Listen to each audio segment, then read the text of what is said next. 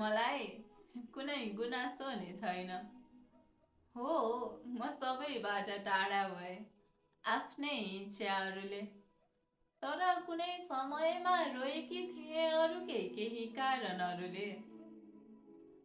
आफूलाई खुसी बनाउने प्रयास मैले कहिले नगरेको होइन, तर हार पनि त कति पटक सहनु मैले। सबैको लागि त्यहाँ भइदिँदा दिँदै म आफू कहाँ हराएछु त्यो कहिले थाहा नै भएन। फेरि हराएको मलाई खोज्ने प्रयास मैले बारम्बार नगरेको पनि त छैन।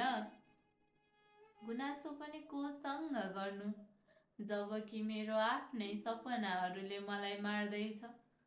अरूकै इच्छा अनि आकाङ्क्षा पछाडि मलाई नै लुकाउँदैछ। अरूले के भन्ला भन्ने सोच्न मैले बिर्सन नचाहेको होइन, तर त्यो वचनले पुर्याएको चोटले मैले कहिले बिर्सनै सकिनँ।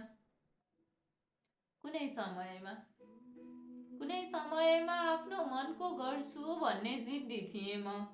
अरूको कुरा नसुन्ने एक खुला विचार भएको पन्छी थिएँ म।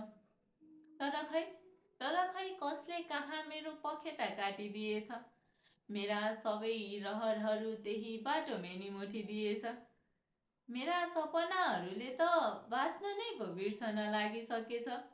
गुनासो पनि कोसँग गर्नु अब मैले, जबकि मेरा आफ्नै इच्छा अनि चाहनाहरूले मेरो हत्या गर्दैछ। जबकि मेरो आफ्नै रहरहरूले मेरो हत्या गर्दैछ। मलाई साँच्चै गुनासो छैन।